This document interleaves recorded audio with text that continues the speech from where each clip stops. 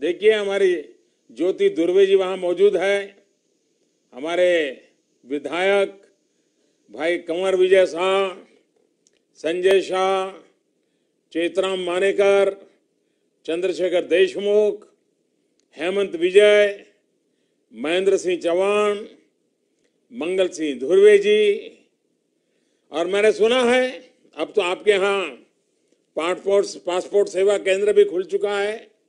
इसके लिए भी मैं आप सबको बधाई देता हूं। और मुझे बताया गया कि हाईवे का काम भी काफी अच्छी गति से तेज चल रहा है। और मुझे बताया गया कि यहाँ के डिस्ट्रिक्ट हॉस्पिटल की क्षमता भी काफी बड़ी है और अब तो बैतूल के रिमोट फॉरेस्ट एरिया से भी लोग इस अस्पताल का लाभ उठा रहे हैं। बिजली भी इंटीरियर लोगों के घरों तक पहुंचना शुरू हुआ है। तो मैं जब बैतूल की दूर सुदूर जंगलों के विस्तारों की खबरें सुनता हूं तो मुझे अच्छा लगता है। आइए, कौन सवाल पूछना चाहता है, कुछ कहना चाहता है?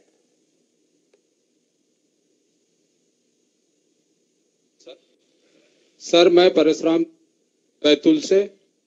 सर, आज आप सरदार पटेल की सबसे ऊंची प्रतिमा का लोकार्पण करके आ रहे हैं, आपको कैसा लग रहा है? वाह बताइए, आप मेरी जगह पे आप होते तो कैसा लगता? दुर्वे जी, आपको कैसा लगता? सर, मैं अपने आप को बहुत आनंदित महसूस करता और इससे बड़ी उपलब्धि मेरे जीवन में नहीं होता। बिल्कुल बिल्कुल, आपने मेरे दिल की बात बता दी। जो सपना संजोया हो, मन में एक इच्छा हो कि कुछ ऐसा होना चाहिए, और जब अपने सामने वो हो जाता है और खुद उसका हिस्सा बन जाते हैं, तो आप कल्पना कर सकते हैं इसका आनंद कितना अद्भुत होता है, मन को संतोष कितना मिलता है। मेरे लिए आज का दिन वैसा ही है। एक सपना सच होता अपने आंखों के सामने देखा। और मुझे गुजरात से बाहर निकले करीब 4.5 साल हो गए, लेकिन मुझे खुशी है कि मेरे वहां निकलने के बाद भी वहां एक ऐसी टीम है जिस टीम ने जी जान लगाकर इस काम को पूरा किया। और मैं एक कार्यकर्ता के नाते ये मानता हूं कि हम रहें या न रहें, लेकिन हम ऐसी चीजें विकसित करें, कार्यकर्ताओं की ऐसी टोली बनाएं, साथियों की ऐसी टोली बनाएं कि वहां हम मौजूद हो या न हो फिर भी काम हो जाए। आज मुझे गुजरात में सपना साकार होने का तो आनंद है ही, लेकिन मेरी गैर हाजिरी में वहां जो टीम है उसने इस काम को करके दिखाया, ये मेरे लिए अनेक गुना आनंद देता है। कि जैसे मेरे जीवन का एक सबसे बड़ा काम है कि मैं लाखों कार्यकर्ताओं को तैयार करूं, अलग अलग जिम्मेवारियों के लिए तैयार करूं, उन जिम्मेवारियों को निभाने की उनके अंदर क्षमता है। आज गुजरात की टीम ने वो करके दिखाया है।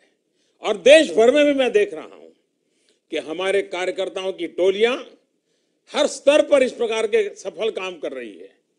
तो आप कल्पना कर सकते हैं, मेरे लिए आज मन को एक बहुत ही संतोष देने वाला पल है। और वर्तमान पीढ़ी भी शायद इस बात का मूल्यांकन नहीं कर पाएगी। जब आज से 25-30 साल के बाद इन घटनाओं का मूल्यांकन होगा, तब पता चलेगा। जिस समय सरदार साहब ने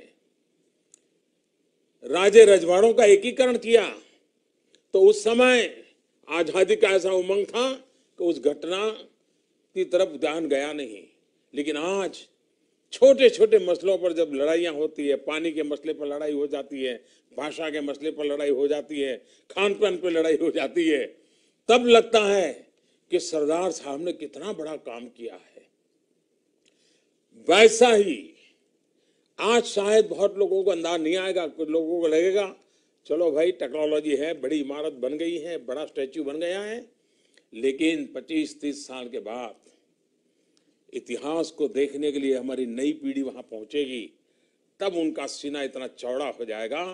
यानी ये आने वाले युगों का काम हुआ है। आप कल्पना कर सकते हैं कि कितना आनंद होगा। तो मुझे अच्छा लगा ध्रुवे जी, आपने जरूर आज टीवी पर उस पूरा कार्यक्रम देखा होगा, लेकिन मैं आपसे आग्रह करूंगा सबसे कि जैसा ही वहां चुनाव से खाली हो जाओ, सब लोग जरूर जाइए वहां, सरदार साहब के चरणों में जाकर के नमन करके आ जाइए। जाएंगे ना? अच्छा, और भी कोई बात करना चाहते हैं? हाँ भाई साहब, जय श्री राम। मैं नरेंद्र गड़ेकर बैतूल से बोल रहा था। भाई साहब, राहुल गांधी जी जगह जगह सभा करके कहते हैं कि हर जिले में मोबाइल बनाने की फैक्ट्री लगानी चाहिए, लेकिन कांग्रेस पार्टी इस सच्चाई को क्यों नकार रही है कि पहले से ही भारत देश मोबाइल के क्षेत्र में अग्रणी स्थान रखता है बनाने के क्षेत्र। अरे आप चिंता मत कीजिए, वो बैतूल आएंगे तो बैतूल में भी बोल देंगे ऐसा। देखिए, पहले एक ग्रामोफोन रिकॉर्ड आती थी, तो कभी कभी वो ग्रामोफोन रिकॉर्ड में वो पिन अटक जाती थी, और जब पिन अटक जाती थी तो कुछ ही शब्द बार बार वो रिकॉर्डिंग में सुनाई देते थे। आपको मालूम है ना? तो ऐसे कुछ लोग होते हैं जिनकी पिन अटक जाती है, तो एक चीज दिमाग में भर जाती है तो बोलते रहते हैं। अब आपने इसका मजा लेना चाहिए जी, आनंद लीजिए। ये चुनाव के माहौल में, आपाधापी में कुछ आपको ये आनंद खुशी की पल मिलती है, जरा आनंद लीजिए ना, टेंशन मत रखिए ऐसी चीजों का। और इनको ये मालूम नहीं है वक्त बदल चुका है जी। जनता को आप मूर्ख समझना बंद कर दीजिए। इस प्रकार की बचकाना बातें किसी के गले नहीं उतरती, लोग मजाक उड़ाते हैं। आज भारत जब मोबाइल मैन्युफैक्चरिंग में वर्ल्ड लीडर बन चुका है, तब ये लोग मोबाइल मैन्युफैक्चरिंग का गाना बजा रहे हैं।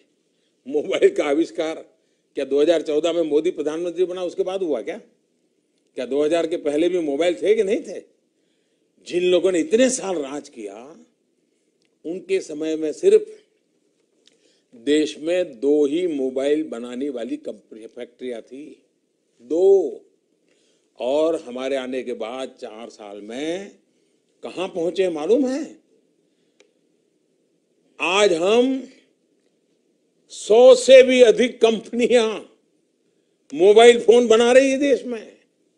ये लोग 1 रैंक 1 पेंशन की बातें कर रहे हैं। इतने दशकों तक उनकी सरकार रही, सेना के जवान 40 साल से मांग करते रहे, उनको सुनने की फुर्सत नहीं थी, करने की तो बात छोड़ो। अब जब हमने कर दिया तो वो परेशान है कि फौज के लोग भी इनके साथ हो गए हैं, फौज के लोग भी मोदी को बहुत प्यार कर रहे हैं। अब इसकी तो कोई दवाई है नहीं भाई। और इसलिए अच्छा ये है कि झूठ पे झूठ, झूठ पे झूठ, झूठ पे झूठ, ये जो सिलसिला चला है, बस उसका मजा लीजिए और लोगों के बीच में भी मजाक की बात करते रहिए। हम अपने काम पे आगे बढ़े, वही सबसे बड़ी बात होगी।